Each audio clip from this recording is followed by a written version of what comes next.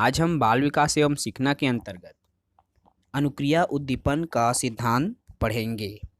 अनुक्रिया उद्दीपन सिद्धांत RS theory, इसे इंग्लिश में रिस्पॉन्स स्टिमुलस थ्योरी कहा जाता है। ठीक है, अभी RS थ्योरी, इसके पूर्व हमने उद्दीपन अनुक्रिया का सिद्धांत पढ़ा था, जिसके प्रवर्तक है थॉर्नडाइक, जबकि आज हम पढ़ रहे हैं अनुक्रिया उद्दीपन सिद्धांत। तो यह सिद्धांत उद्दीपन अनुक्रिया के विरोध में लाया गया था। ठीक है, तो उद्दीपन अनुक्रिया उद्दीपन का सिद्धांत RS थ्योरी। तो देखिए, इसमें सबसे पहले क्या है, RS। ओके, तो R के बाद हमारे इंग्लिश अल्फ़ाबेट में क्या आता है, S आता है, इसीलिए RS मतलब स्किनर। तो RS थ्योरी के जो जनक है वह होगा स्किनर, या इनके प्रवर्तक कहें तो स्किनर। ठीक है, अब RS थ्योरी अनुक्रिया उद्दीपन का अन्य नाम क्या क्या है, इसको जानते हैं। तो अनुबंधन का सिद्धांत, सक्रिय अनुबंधन का सिद्धांत, क्रिया प्रसूत का सिद्धांत, कार्यात्मक प्रतिबाधिता सिद्धांत और ऑपरेटर कंडीशनिंग का सिद्धांत। तो यदि प्रश्न में पूछा गया कि अनुक्रिया उद्दीपन सिद्धांत या RS थ्योरी का दूसरा नाम क्या है, मान लीजिए ऑपरेटर कंडीशनिंग का सिद्धांत ऑप्शन में हो तो वह आंसर आ जाएगा, या क्रिया प्रसूत का सिद्धांत दिया गया हो तो उसे हम आंसर लेंगे। अब अनुक्रिया उद्दीपन का सिद्धांत जो है उनके प्रवर्तक है स्किनर। सॉरी, इसमें गलत दिखा गया है, स्किनर रहेगा। ठीक है, अब यह किसके विरोध में लाया गया था, तो SR थ्योरी के विरोध में। विरोध होने के क्या कारण है, तो स्किनर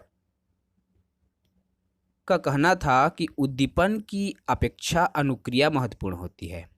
ठीक है, यदि हम कोई भी मांस का टुकड़ा रख रहे हैं तो वो ज़्यादा महत्वपूर्ण नहीं है, बल्कि जो क्रिया की जाती है वह महत्वपूर्ण है।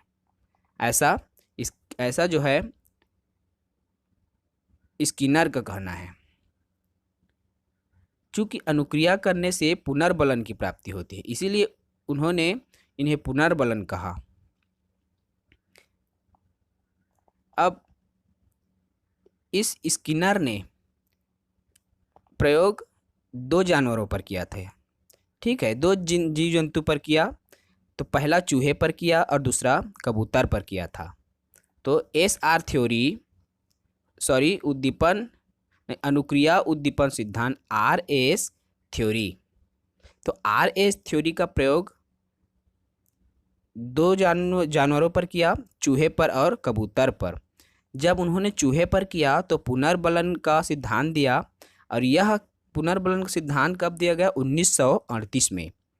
उसके बाद दूसरा प्रयोग उन्होंने कबूतर पर किया और अभिक्रमिक अनुदेशन का सिद्धांत दिया सन 1943 में। इस प्रकार स्किनर ने दो जानवरों पर इसका प्रयोग, RS थ्योरी का प्रयोग किया। आइए RS थ्योरी का पहला प्रयोग जानते हैं। तो देखिए, सबसे पहले RS थ्योरी का प्रयोग जानते हैं। स्किनर ने सबसे पहले प्रयोग चूहे पर किया। तो इस चूहे को बॉक्स में बंद कर दिया गया। ठीक है, एक चूहा लिया, स्किनर ने सर्वप्रथम चूहा लिया, उस चूहे को बॉक्स में बंद कर दिया तथा भोजन प्राप्त अज्ञात रखा गया। ठीक है, मतलब भोजन उसके सामने रखा गया। अब चूहा क्या किया, बार बार उछल कूद रूपी जो अनुक्रिया करने लगा तथा अपने भोजन को या अपने लक्ष्य को प्राप्त कर लिया। इसे पुनर्बलन का सिद्धांत कहा गया। अब उसने दूसरा प्रयोग किया कबूतर पर। ठीक है, तो कबूतर को क्या के गोल रिंग में बंद कर दिया गया। अब कबूतर को गोल रिंग में बंद किया गया। अब कबूतर जो है उस रिंग में चक्कर लगाया, गोल रिंग में चक्कर लगाया, और उसे क्या है, दाना मिलता गया, और उसे दाना मिलता गया जिससे वे अपना भोजन प्राप्त करता गया, अर्थात भोजन प्राप्त करना सीख लिया।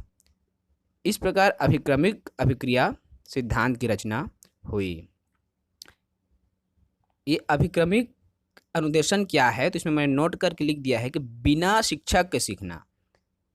इसमें किसी भी प्रकार से, जैसे अगर यह बच्चों को सिखाया जाता है तो शिक्षक का अभाव, इसमें बच्चे स्वतः ही सीखने लगते हैं बिना शिक्षक के। तो यही अभिक्रमिक अनुदेशन है। इस प्रकार आरएस थ्योरी के सिद्धांत, केवल इसमें सिद्धांत को ही समझना है, क्योंकि कभी एग्जाम में अगर पूछा जाता है तो ऑप्शन में दे दिया जाता है कि आरएस थ्योरी सिद्धांत,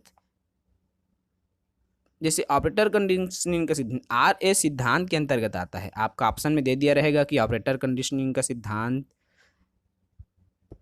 पुनर्बलन का सिद्धांत, संयोजनवाद का सिद्धांत, तो इसमें ऑपरेटर कंडीशनिंग का सिद्धांत आएगा। इस प्रकार से आपका ऑप्शन में दिया जाएगा, जिसे आप आसानी से बना सकते हैं। मेरा आज का वीडियो आपको कैसा लगा, प्लीज़ कमेंट बॉक्स पर कमेंट करके बताइए और मेरे इस यूट्यूब चैनल को सब्सक्राइब जरूर कीजिए। Thank you friends.